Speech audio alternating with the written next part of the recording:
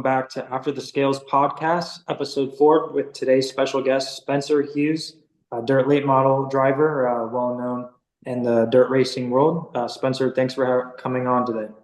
Yeah, absolutely. Thank y'all for having me. So, this isn't our first occurrence with Spencer, unfortunately. We did film a podcast with him that ended up not recording, so we really appreciate him coming back on and doing this. We really appreciate it. So, um, let's start it right off with Bert. You have some dirt late model news. Basically, Bobby Pierce, Marion, and Bronson, their suspensions or whatever, were held up.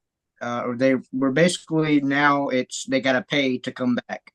And I don't know what they discussed or what was said, but all I know is that they just got to pay to get back into it. Bobby Pierce's championship hopes are still alive. It's just their points from Volusia or they do not count against them or whatever. They do not have those points. So that's the only bad thing about it. But other than that, also got Rocket One and stuff. We'll discuss that later on, though.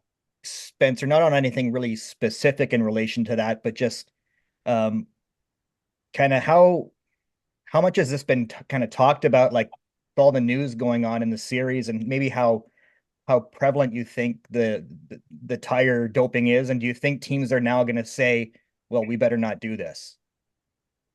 Yeah, I still don't know whether or not them guys were prepped up or not, but either way, they didn't confirm to the benchmark. But who's to say what it is? I mean, if fuel gets spilled on the racetrack, we got to run through it to burn in or oil and stuff. It could have been something like that, or a fault by Hoosier, or maybe they were doping tires. I don't know.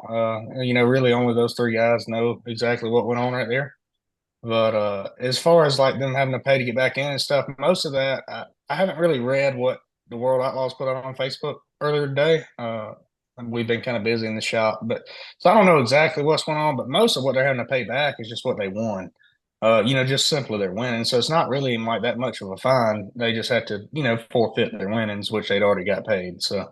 And that's why most time they'll hold first place money until the tire sample comes back to avoid stuff like this. So, Hmm.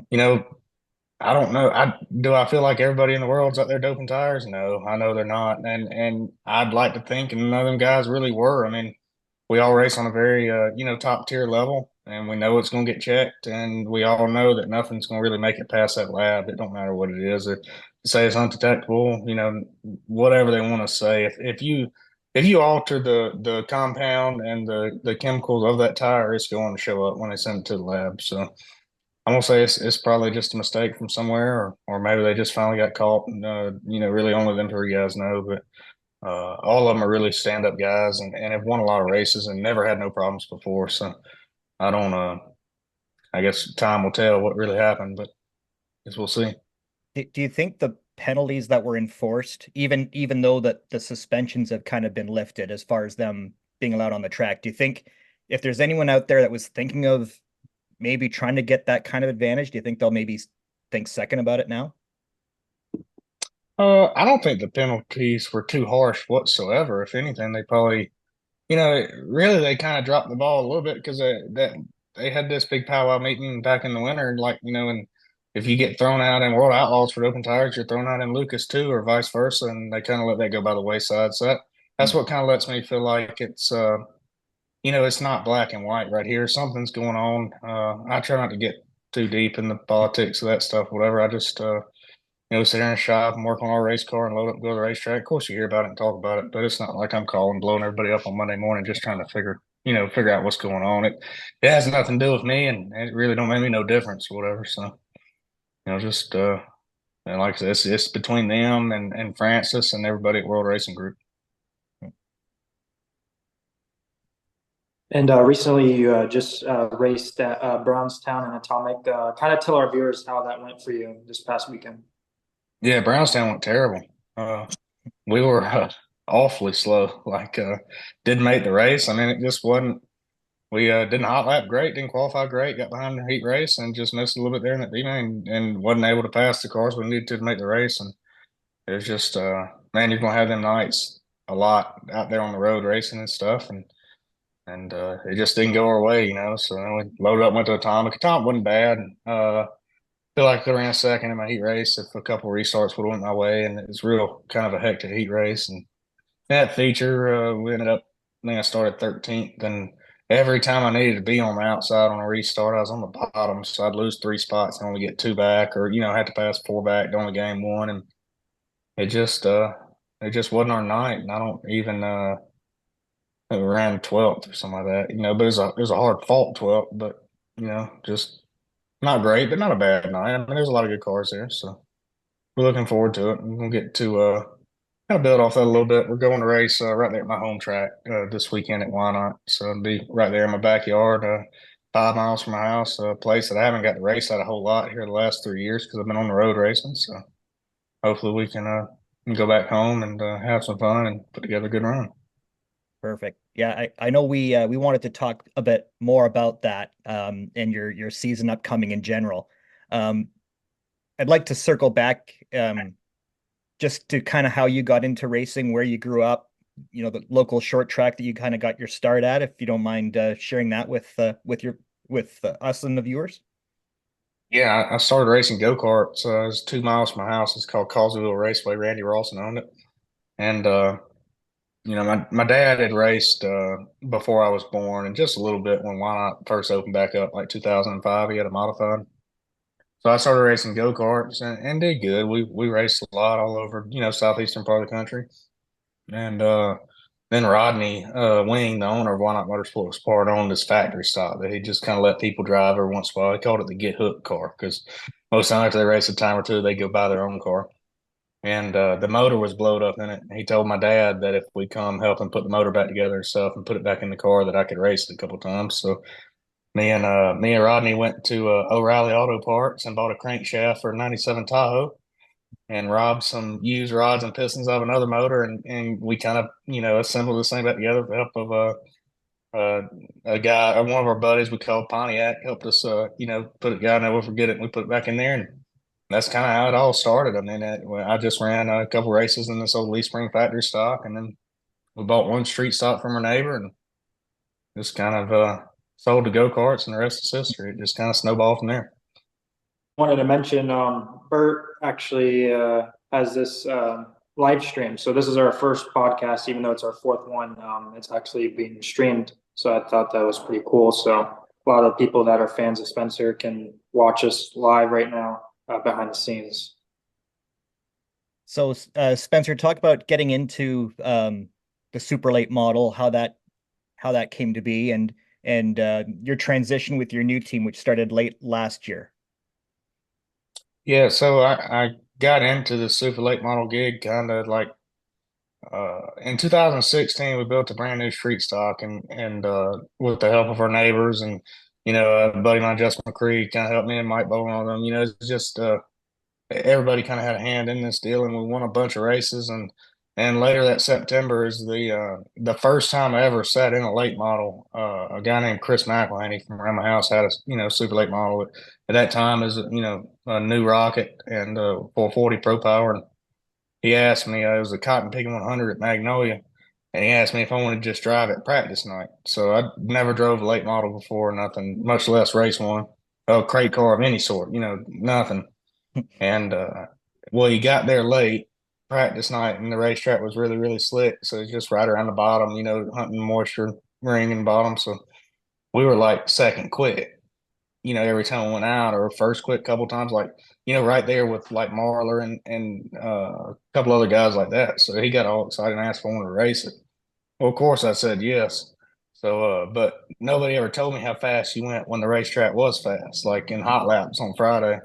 And we got our butt kicked a little bit. I ended up missing the race by one spot, but it was a cool experience. And then I didn't really run much late model stuff after that for the remainder of the year.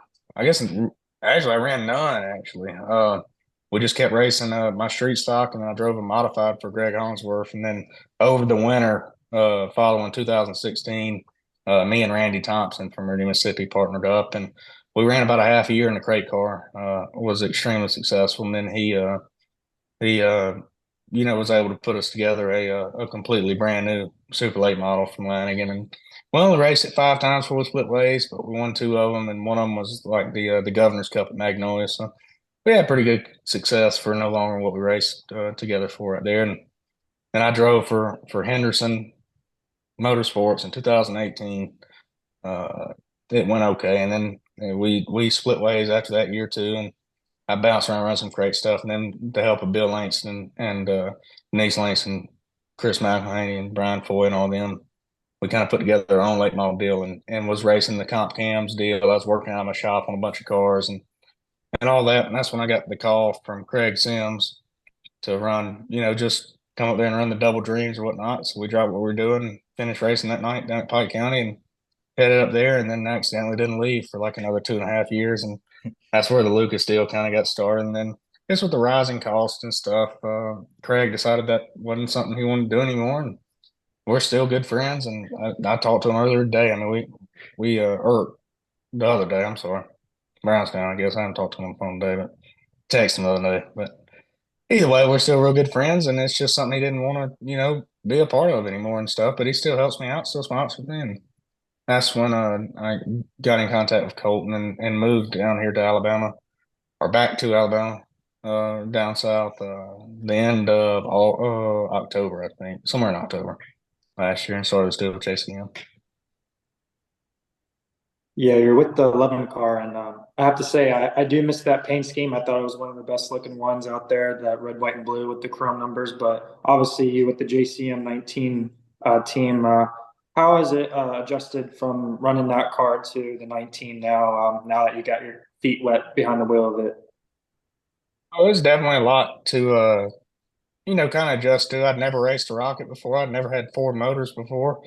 So, and never ran Fox shots before. So pretty much everything you could change, we did change right there.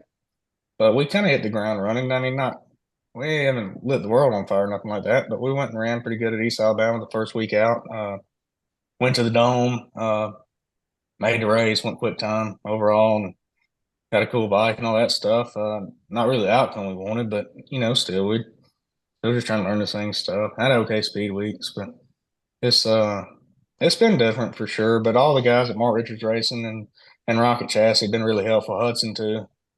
He's been really helpful. And I know he's had a lot going on here lately, but he's still I still talk to him a good bit, and you know all that good stuff. He's still real helpful, and Jeff and all them guys at Fox, they made me feel real welcome. So that's really sped up the process of swapping everything and trying to make speed and stuff. Yeah, you mentioned Hudson. I think Bert wanted to kind of touch on that subject because it's, when you think of dirt late model racing right now, you think of the whole debate of why Hudson left Rock and everything. And I know Bert wanted to mention about that. Well, there's a bunch of rumors. There's some about sponsors being involved, and it's just a whack show. So I could see sponsors being involved, but I don't know. I just feel like Hudson just came off of a championship. He's not going to leave for sponsors, but I mean, if he did, so be it. Now McCready's in the Rocket One. You saw what he did at Brownstown and Atomic. He's decent. Dropped back at Brownstown after a really good run starting out, but Atomic, I'm pretty sure he had a top 10, and I think it's just kind of everybody's wondering, will Tim McCready be able to do something in the Rocket One, as he has a limited time in that car, because they're definitely gonna go for a younger driver probably in the years to come. So just gotta be watching for that, as they lost a pretty valuable asset out of Hudson O'Neal, and I can't wait to see what Hudson O'Neal can do in Longhorn, hopefully, if he stays. Yeah, I mean, as far as all the rumors and stuff, and everything's been spread around, I'm gonna say every single bit of that is not true whatsoever. I've talked to Mark. I was at Mark's last week over there at Rocket, so I've talked to them. Me and Hudson talked a lot. All the silly rumors going around. I don't even know how they even got started. They no matter how good and easy things look from the outside, sometimes it's not always like that. And they just, decided to split ways. And if you'll go and read Mark and Hudson's article on Dirt, I mean, Mark says he's one of the most respectful young men he's ever met and stuff. So there's no no hard feelings there or nothing. They're not mad at each other, nothing like that. They just split ways at a really awkward time during the year. And as far as McCready, he's going to be just fine. I talked to him over the weekend and stuff. He's liking it. Mark's liking it. You know, they're all gelling and getting along good. And at the end of the day, I mean, McCready's a hell of a race car driver. He wouldn't be where he is today if he wasn't. He's won championships and races for a long time and knows what to do. So he'll be just fine and all that for sure. They'll win races and maybe a championship. He's not out of it yet, so he should be just fine. I'm curious in a general sense, Spencer, like with all this news that's come down to start the year, like sprint car racing kind of went through this kind of late last year. Lance Deweese splitting up with a team he's been with a long time as one example. When all this stuff is going on, I know as fans we, get carried away and nonstop talk about it. What's it like in the community, like the actual racing community amongst the drivers? Like, do you guys, say, "Oh, I can't believe this just happened," and does that take up a lot of oxygen, I guess, in the pit area? Not really. I mean, we all talk about it and whatnot, especially like this week. I mean, like last week, I was at Turbo Shop before Atomic in Brownstown. That's me and Turbo rode up to Rocket together, and we just bust up in the race shop and started talking to Dan and all the guys and stuff. But we talk about it and all that. But like as far as when we go to the racetrack, we go there to do one job only, and that's to run good and win races. So it's not like we're all huddled up in a circle, talking a bunch of drama and stuff like that. I mean, it's over with. It's happened. McCready's now the house car driver. Hudson drove for Rumley, so it's part of life, and hopefully Hudson gets him something good put together here soon. I think he will. So he'll hopefully not skip a beat, and he's a lot happier and having fun again, and McCready too. So and that opened up the door for Carson Ferguson to come in and get to do something really special right there with Taylor Motorsports. So it all worked out, I guess, the way it's supposed to. And but as far as yeah, we talk about it, but it's not like it takes up a big part of our day whatsoever. Fair enough. Um, let's talk about this season then. How would you categorize kind of your start of the year? Looking at kind of the start of it, looks like kind of a slow start, but lately you guys have found, I mean, others aside from Brownstown, um, admittedly, you said it wasn't great, but it looks like you guys are starting to kind of find some consistency. You got a win a few weeks ago. Just talk about the how the season's gone and kind of your goals the rest of the year. Yeah, I mean, and it's been going okay and stuff, but it hadn't been great. Speed weeks to speed weeks, and we didn't have a great one. But when you finally cross back across the Florida state line, the best thing you do is just leave all that behind you and not dwell on it because racing in Florida is different. It always is and always will be. So, just whatever as speed weeks, and then yeah, we finally got some win there at North Alabama. It wasn't bad, and we've been running okay and stuff. I mean, not just tremendously good, but I'd say it's been going okay and stuff. Aside from Brownstown, we just went there and simply sucked. I mean, there ain't I don't have no excuse or nothing like that. We just wasn't no good, but you're going to have that sometimes. It happens, yeah. So yeah, I mean, just all we can do is keep working hard and keep digging and keep racing and see what we make happen. Yeah, Yeah, we're going to finally get to go back home and race at Why Not Motorsports Park. That's a Mississippi State Championship Challenge Series race. Charles Thrash is the one that puts that series on. One of my best friends, Rodney, owns the racetrack, and just for the past 3 years, the only time I've ran a late model there is going to be the Fall Classic in the year. So excited to go back and race there in front of all our fans and family and friends and all that. Hang around, why not? And just thankful I'm able to do that this year and just kind of bounce around and race where we want to. I'll get to go to Magnolia and race for the first time in 3 years because Lucas dropped him off the schedule. So you'll see me back at like the Cotton Picking 100 and the Clash at Mag races like that I want to go to, and not be locked into no series where you have to drive cross country even though if it's showing rain or whatnot. Just we'll go where we want to. We'll probably go hit a couple weeks of the Hell Tour or something, and we get tired of that. We'll come back home and watch race car up, get everything back ready, and go somewhere else. Yeah, you're kind of bouncing around this year, not really sticking to the World of Outlaws or Lucas, but obviously every race car driver wants to win. But what would you say is your ultimate goal for Spencer Hughes as looking forward to the future? just to win races. I mean, I want to win a Lucas race. I want to win a World Outlaws race. I want to win championships eventually or something, if it works out in that. But really, I just want to, you know, just be happy and have fun and just go win races. Really, because if you do commit to a series, as long as you're winning races, well, you're probably gonna win the championship. So there ain't no need in sitting there just worrying and stressing yourself to death about points and stuff. Because if you're running up front consistent, and winning races, well, the points will come with it, and you'll be up front in the championships. So. But for me, I've never had a year where I could race wherever I wanted to.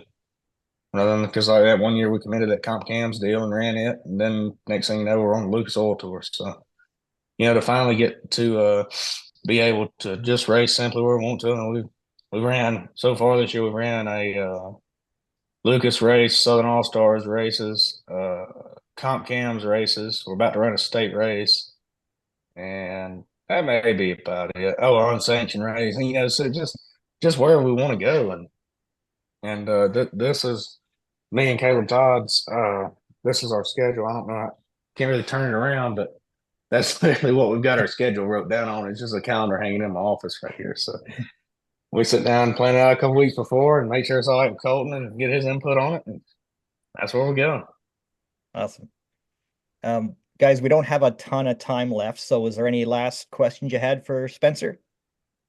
Well, I do want to make sure that the viewers get to know, but like I said, I talked to you, I think it was yesterday. You said what your favorite track food was, and I wanted to make sure everybody else knew. So what is your favorite track food? As long as I still have it, it's a ribeye sandwich at Brownstown, Illinois.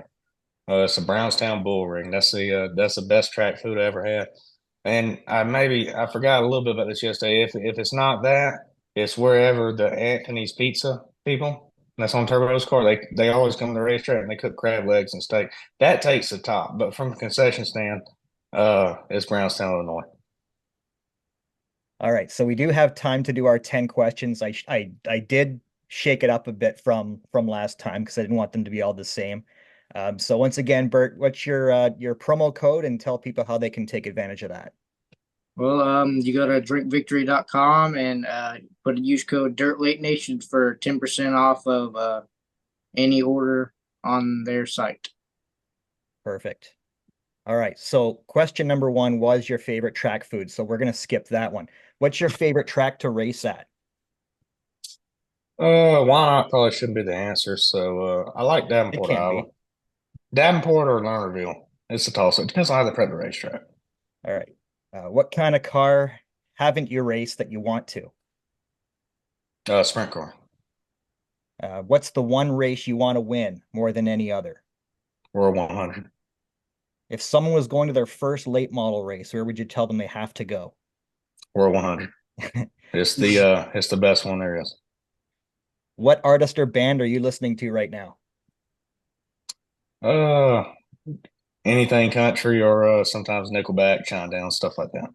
What's the best racing movie of all time? Oh, Days of Thunder, hands down. My man. I went to Charlotte last year. I went to check out the farm, the shed that's in Oh, really? Louisville, yeah. Yeah. Someone is visiting your hometown in Mississippi. Where's the first place you're going to take them? I guess why not? There really ain't a whole lot else.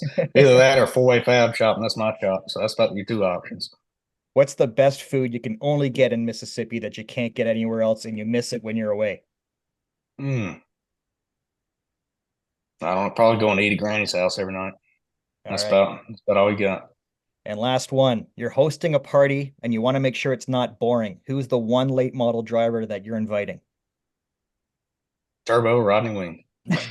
And Rodney's not necessarily all the time current, but he always keeps the party lively, and so does Turbo. Awesome. Yeah, I figured he might be the answer. So yeah, before we let you go, just give a shout out to your sponsors, anyone you want to thank, and give them a plug. Yeah, just thanks Colton Miller and his wife and family, JCM Motorsports, Yohammer Construction, Clyburn Tank Lines. There's so many of them on Link Construction, Neon Bubbles Car Wash and stuff, and then Torco Lubricants, and Durham Racing Engines, Rocket Chassis, Fox Shocks, all them guys. They make everything go around. Caleb Todd, just me and him right now. So we're putting in a lot of hours and a lot of work, and he's been with him for years now. So can't thank him enough for sticking with me. He's been through. He was there when Craig called me in my shop that one day. He was still working for him back then. So he's been on about every venture I have, and we're just gonna keep digging and try to plug off a couple wins here soon. We appreciate you having you on our podcast. For everyone tuned in, we appreciate you watching. You can find Spencer and all his social media and JCM Motorsports guys. From Phenom Motorsports, I'm Jacob Dove, Shaun Blight from Canadian Racing Tours, and Robert Clements from Dirt Lake Nation. We appreciate everyone for watching. Thanks a lot, Thank y'all for Spencer. having Really me. appreciate it. Yeah. Thank y'all.